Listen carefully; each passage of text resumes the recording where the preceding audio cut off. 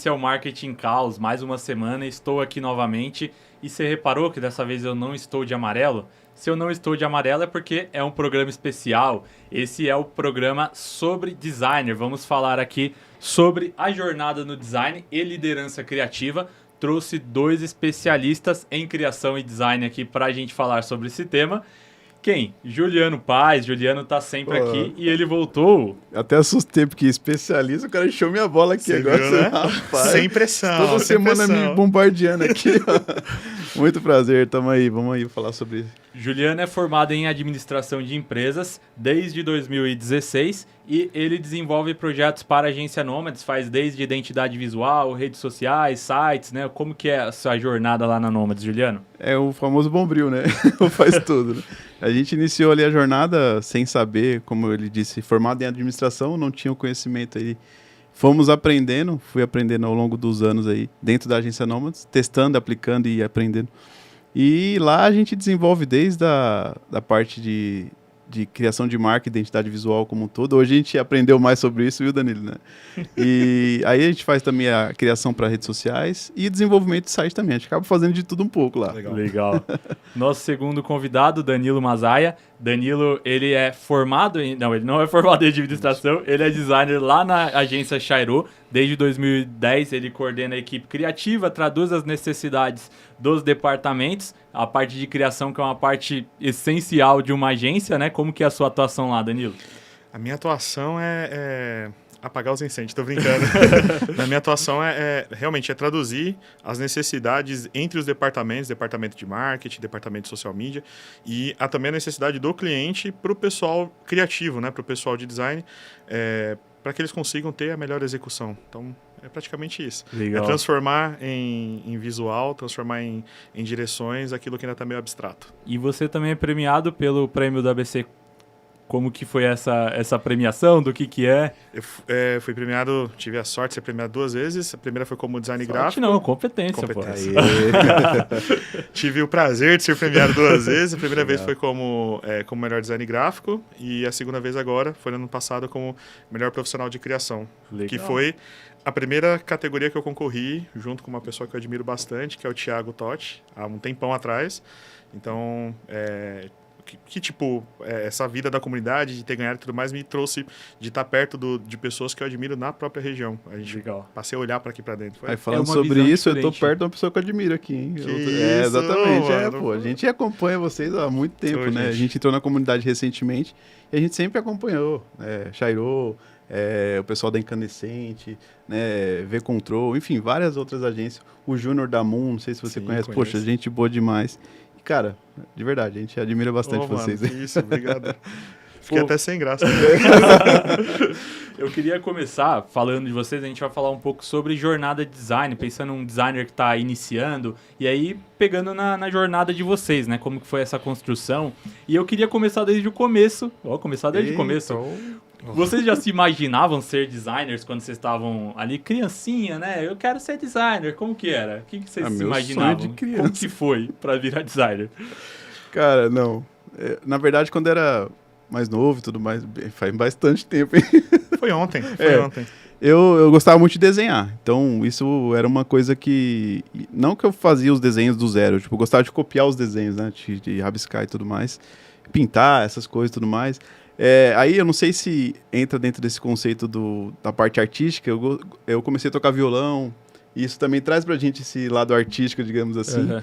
E foi uma vertente também que me trouxe mais criatividade para as coisas. Eu tinha muito esse viés, digamos assim, mas não que eu falei, poxa, eu futuramente vou ser um designer, vou trabalhar com isso, ou vou ser um desenvolvedor de site, né? Nunca pensei isso profissionalmente, e sim como um hobby mesmo. Então, eu me lembro dessa fase. E você, Daniel? Eu sou uma criança de 1990, então eu nem sabia que existia designer, né?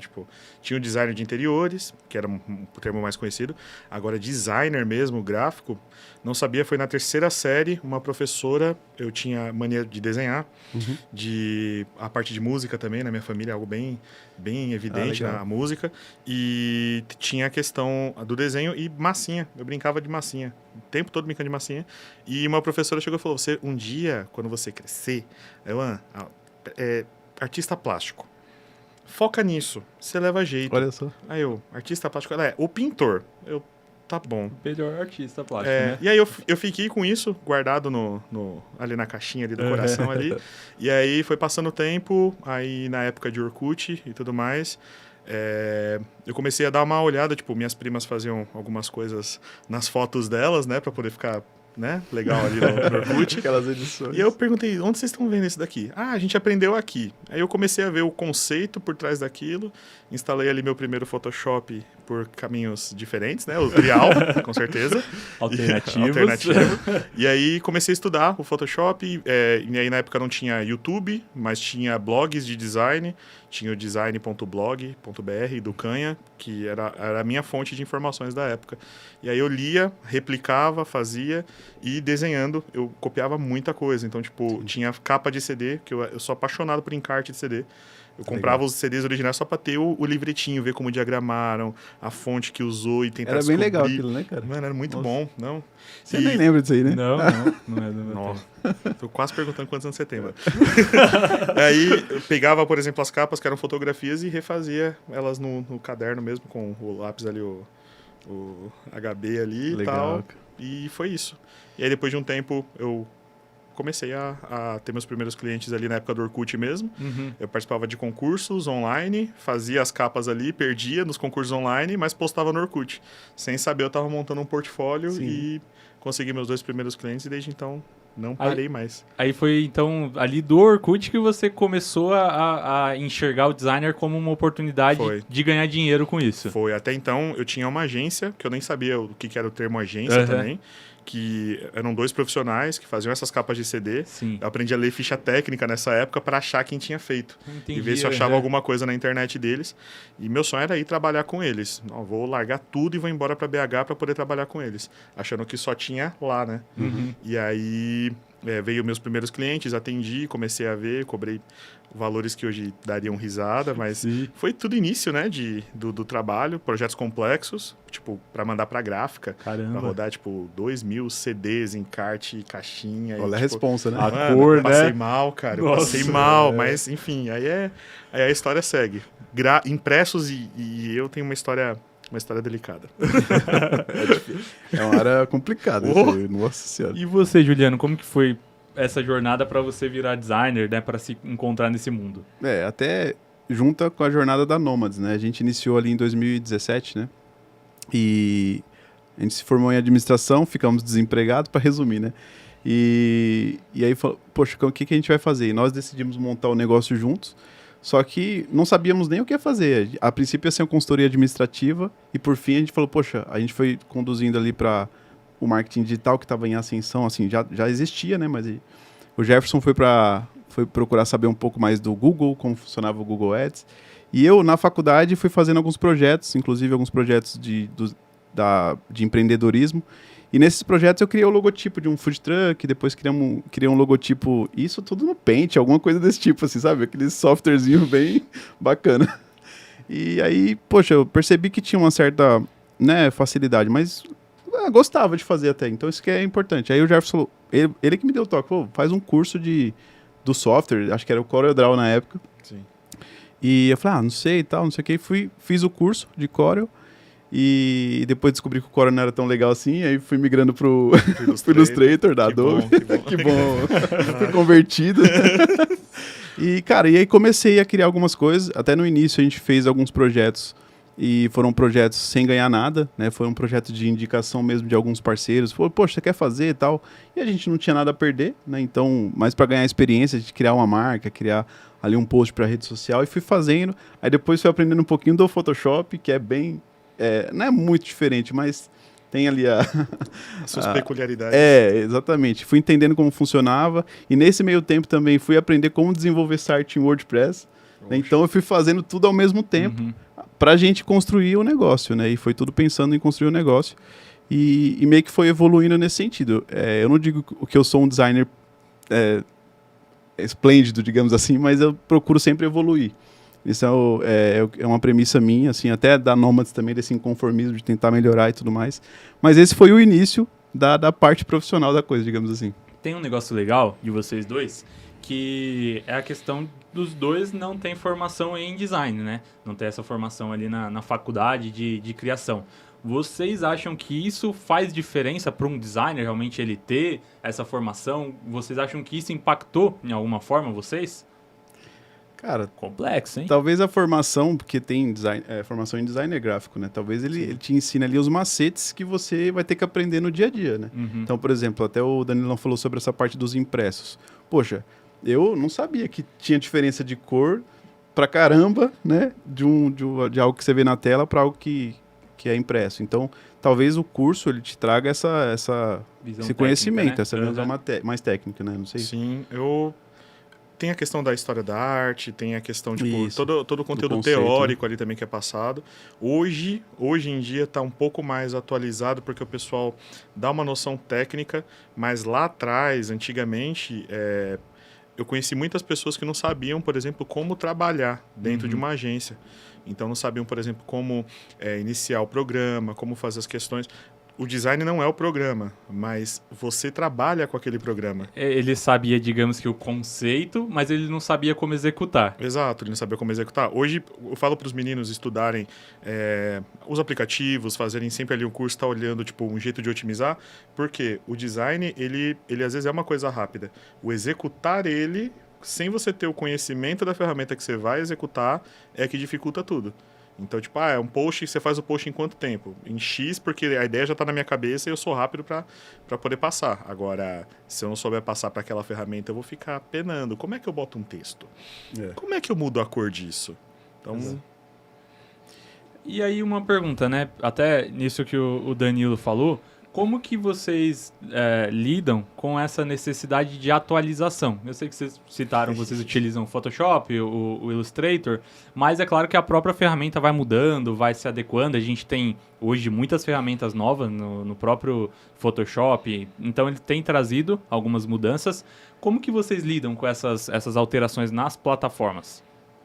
Cara, é uma coisa que vem evoluindo muito rápido. Sim. Né? Então, às vezes, de uma semana para outra tem uma atualização lá no Photoshop. E, cara, eu de primeiro momento eu só atualizo e nem vejo o que é. E depois eu vou procurar saber o que foi que mudou e tudo mais.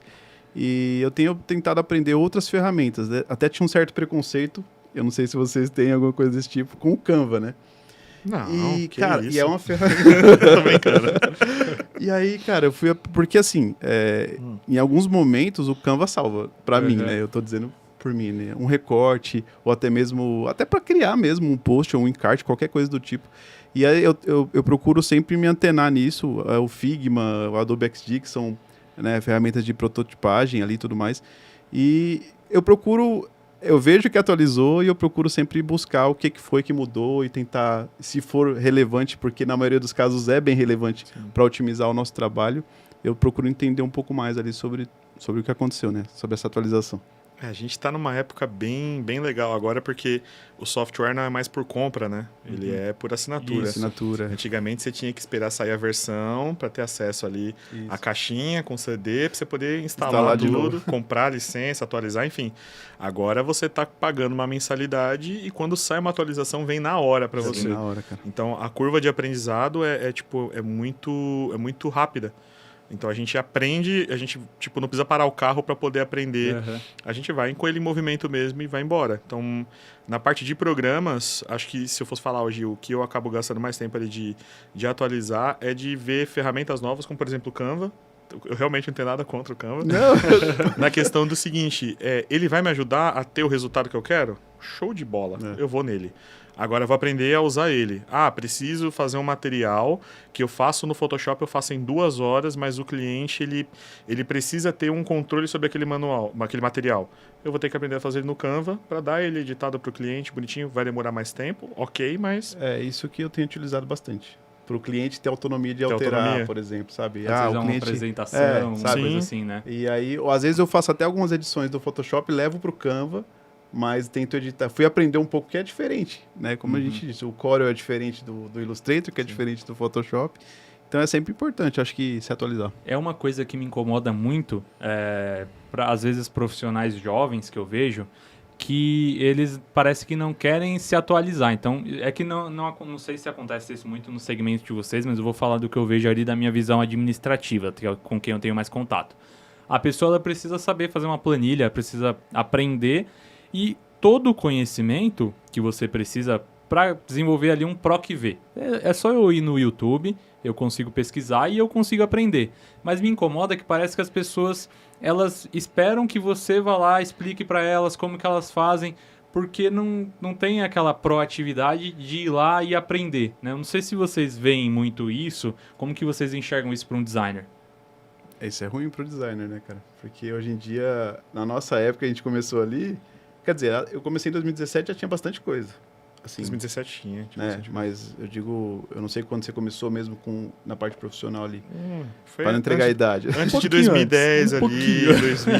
Foi um pouquinho antes. Era bem mais difícil essa questão de ter tutorial, né? Eu lembro quando eu comecei, já tinha alguns tutoriais no YouTube mesmo, e eu fui por ali mesmo, né?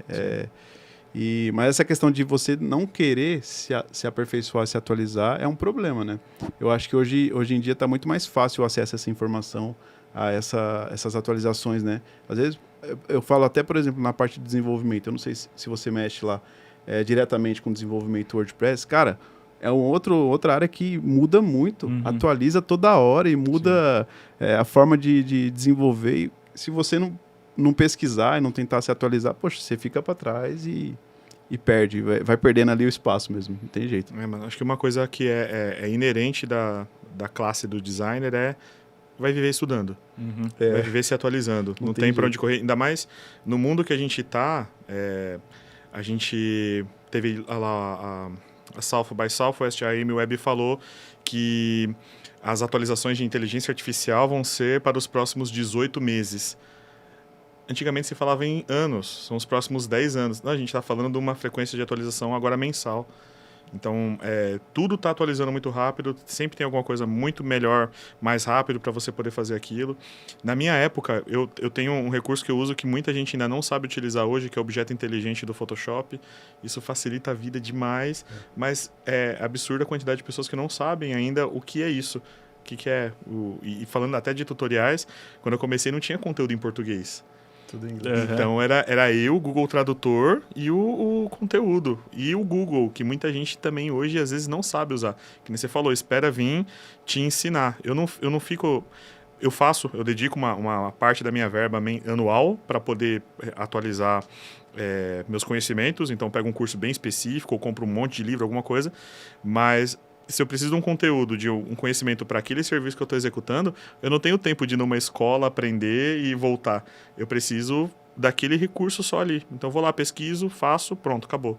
Está feito aqui o recurso, já fiz a atualização que eu precisava, o trabalho está entregue, fechou e está guardado na minha caixinha lá. Uma hora eu organizo isso. Mas a gente tem tudo na mão. Desde antes da minha época já tinha o Google na mão, só que, de novo, ainda tem gente hoje que não consegue ainda. Meu amigo designer, você vai precisar estudar a vida inteira, tá bom? Eu falava que não queria ser médico porque ia ter que estudar o tempo todo. Aí, ó. Se lascou. Mas tá virando uma tendência, acho que para todas as profissões hoje. Não adianta. Todas não vão ter... Quem vai ficar acomodado vai se lascar. E essas pessoas que param no tempo e se acomodam, elas não evoluem do jeito que não evoluem. E aí a tendência é perder até o cargo, né? Porque as coisas estão mudando tão rápido, cara, que... Sim, acho que... E até o que diferencia, às vezes, os profissionais não é só a função primária que ele tem. Que nem tu tem administração na tua caixa de ferramenta. Exato. Administração e design. Tipo, tem muita gente que só tem o design e não sabe, por exemplo, como gerir o próprio estúdio. Sim. Porque só focou naquela ferramenta ali. Exato. Esse é o ponto, cara. Um ponto... Até que a gente... Desculpa até te cortar, tranquilo.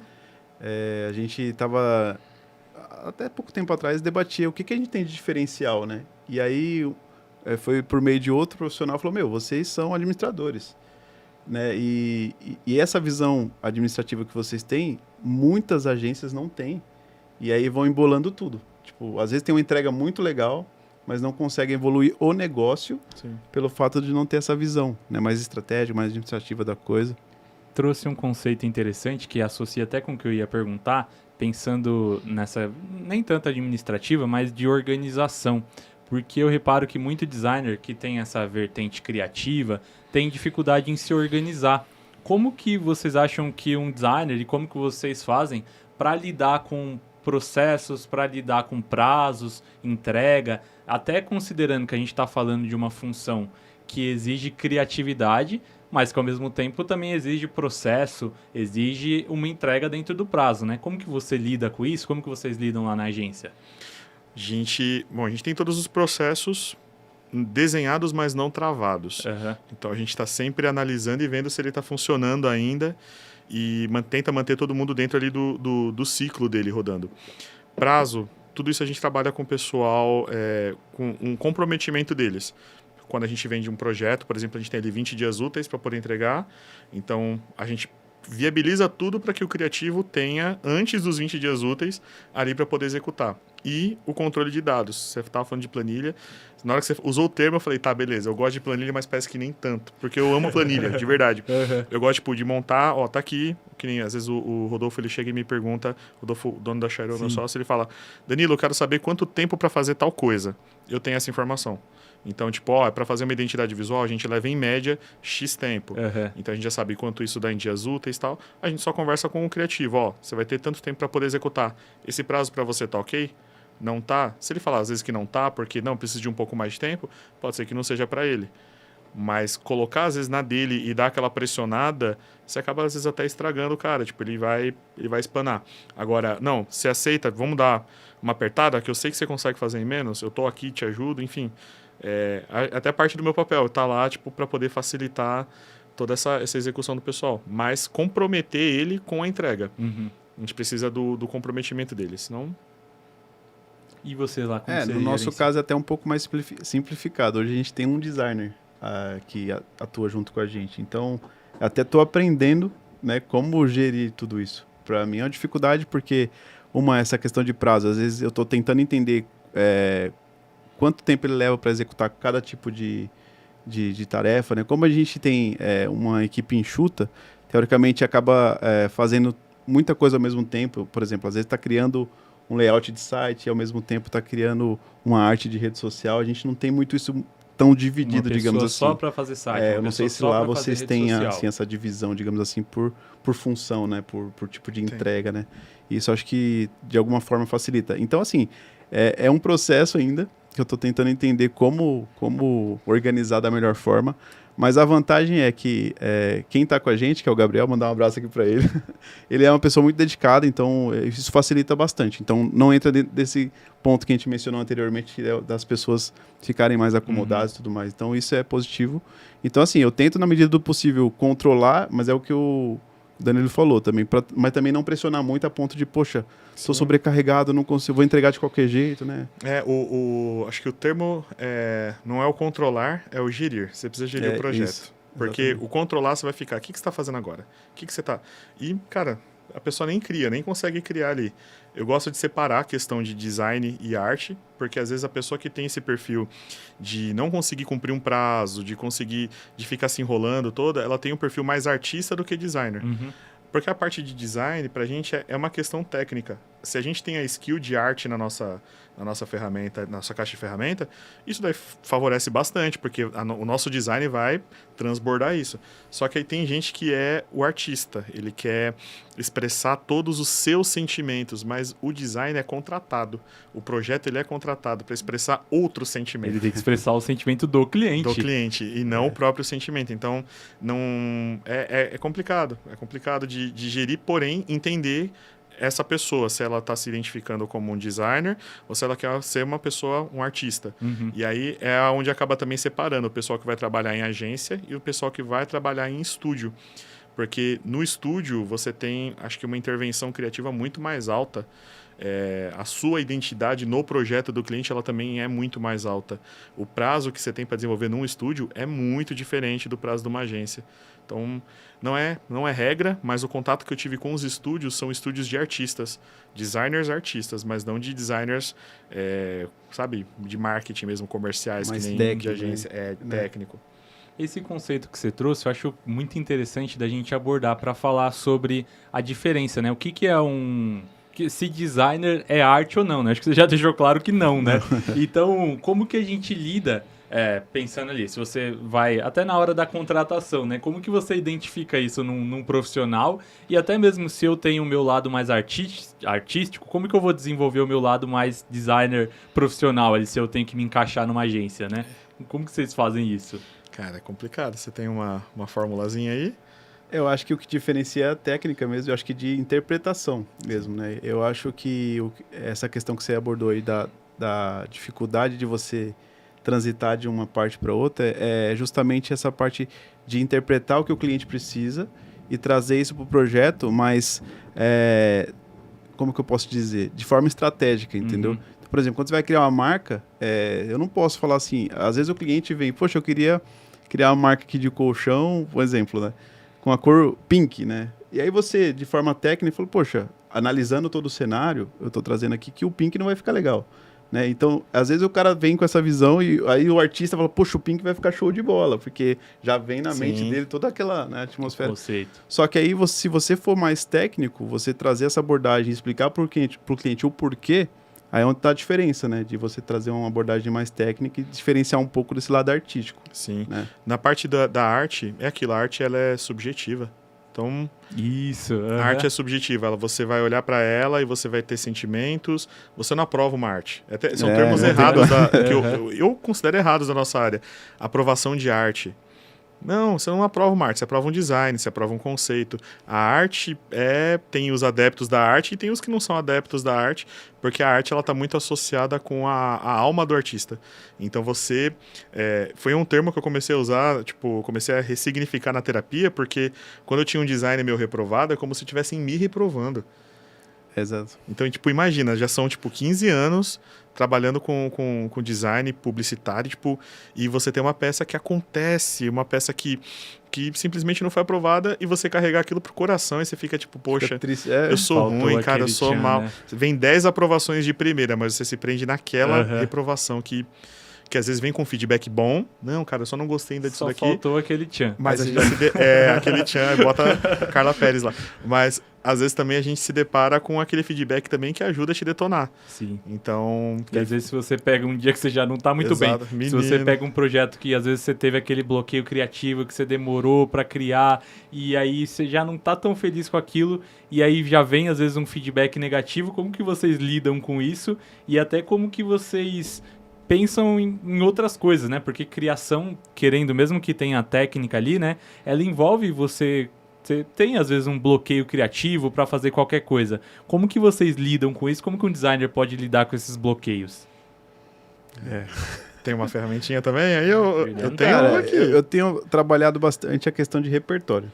De você Isso sempre... é sensacional. Né? De você sempre pesquisar e buscar ali, porque o bloqueio criativo...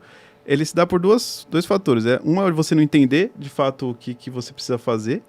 E outra de você não ter esse repertório, né? Porque às vezes você sabe o que tem que fazer, só que você não tem esse repertório visual. Então, poxa, eu sei, mas você não consegue tangibilizar aquilo pro projeto, né? Mas, enfim, acontece. O bloqueio acontece, não tem jeito, né? Não tem.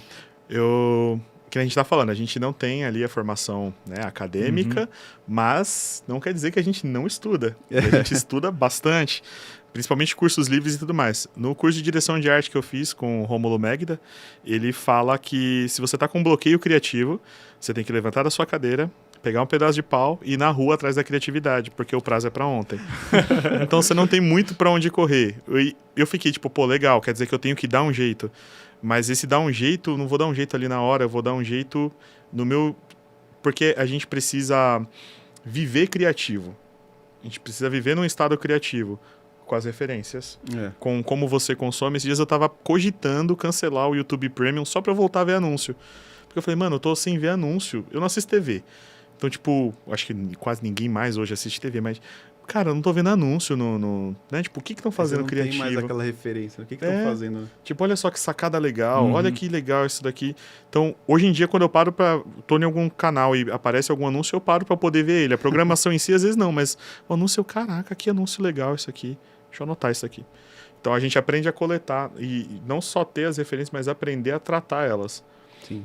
Aprender a separar, na pastinha que tem que separar, não pegar qualquer coisa. porque vem até aquilo, por mais que seja criativo, seja o design, não é arte, mas é criativo, você tem o que tira do subjetivo, que é o crivo ali, é o seu padrão. Hoje, por exemplo, na Chairô, a gente é muito exigente, assim, ao ponto de que às vezes a gente perde o timing de algumas coisas até a gente chegar no resultado que a gente quer. Se não vai chegar nesse resultado, a gente prefere não fazer. Mas com o projeto do cliente, a gente tem padrões que a gente olha e fala, não, quando eu comparo isso com isso daqui, tá, a qualidade tá ok, tá aceitável. É como a gente avalia, por exemplo, de um designer júnior para um designer sênior. É o jeito como ele finaliza a arte, o alinhamento dele, como ele fez... Esse fala muito disso. Mano, como ele fez o degradê. Esse degradê, ó, ele não pensou nesse degradê. É engraçado que, assim, às vezes, muito do que você falou do olhar técnico. Pra mim, aquele negócio tá daorinha, tá muito bom. Aí ele chega e fala, você não tá vendo aqui, ó? Isso aqui não tá alinhado, não tá reto. É por causa das nossas referências. Você começa a ser mais crítico, né? É esse o ponto. E a gente começa a ser, tipo, por exemplo, com tudo. Com o programa que a gente assiste, com a vinheta do canal que a gente vê, a gente fala, essa vinheta tá legal. Aí vai fazer um vídeo nosso, a gente fica... Isso impede muito, porque às vezes você fica com esse olhar técnico e isso às vezes... eu tenho que fazer a vinheta ali para alguma coisa sua que você quer fazer logo para entregar. Você acha que isso às vezes não dificulta também em não entregar? Porque não tô falando alguma coisa de um cliente, assim, sim. Mas alguma coisa sua mesmo. Que às vezes, eu não vou postar isso daqui porque não tá o perfeito, né? Olha, para mim trava, e falando de cliente também, eu converso com eles antes de fazer o projeto, eu falo, a previsão da data de apresentação do projeto é dia tal. Mas, se eu chegar perto da data, eu ver que o resultado que eu tô chegando ainda não tá bom, eu vou te acionar pra gente estender esse prazo, tudo bem? Porque, de verdade, eu não vou cumprir o prazo para te entregar qualquer coisa. Eu vou te entregar um projeto completo, beleza? Então, até aí eu consegui também dar uma conversada para poder chegar em paz no resultado. Isso é legal, porque o combinado não sai caro, né? O cliente já tá ciente, pode ser que estenda um pouco, mas visando o melhor. Né? Isso Sim, e o criativo não sabe fazer isso direito. Sim. O profissional criativo é que lá na Chairô a gente não tem os profissionais de atendimento. Então, os líderes de cada setor tratam direto com o cliente. Isso reduz ruído, reduz vários problemas que a gente poderia ter. Então, os designers, mesmo na comunicação interna, eles não são antecipados, eles são reativos. Por padrão. Acho que é padrão de criativo.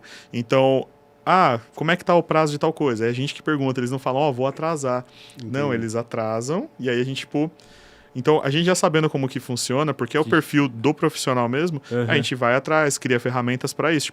Agora é hora de vocês darem um feedback. Como é que tá as coisas? Aí o pessoal dá o feedback. Tem que ficar ali em cima, de um jeito leve também, mas para ajudar naquilo que é uma característica do cara, né? Sim, sim. E aí, até um ponto, como que, pensando nessa característica, como que você lida com profissionais diferentes? Porque eu imagino o seguinte... mesmo que existe um conceito, mas se você entrega o mesmo briefing para você, o mesmo briefing para o Juliano, vocês vão me entregar uma identidade visual diferente, né? Como que vocês avaliam o resultado desse designer, né? Como que vocês avaliam o resultado mesmo? Você até citou, né? O quanto que ele entrega, do alinhamento e tudo mais, mas tem algum jeito de se avaliar isso de forma não subjetiva? Tô só trazendo pergunta difícil. Você foi capcioso. Nossa, tá colocar a gente na fogueira aqui. Eu acho que... Cara, assim, traduzir o que precisava ser traduzido é o principal, né? Então, o briefing acho que é fundamental, né? A forma com que ele é feito, a forma com que ele porque assim, eu não sei como que é feito lá, mas a gente tenta traduzir esse briefing inicial ali, que são informações diversas que o cliente traz pra gente. A gente tenta fazer um mapeamento daquilo de forma mais visual, porque é onde o designer consegue identificar melhor ali. E depois disso a gente fala, poxa, a gente precisa, por exemplo, uma marca moderna, uma marca que, sei lá, vamos pegar mais traços minimalistas, vamos tentar uma tipografia, né, sei lá, mais sem serifa, né, que é no nosso termos técnico lá, tá, não sei o quê, para poder... E aí o resultado disso...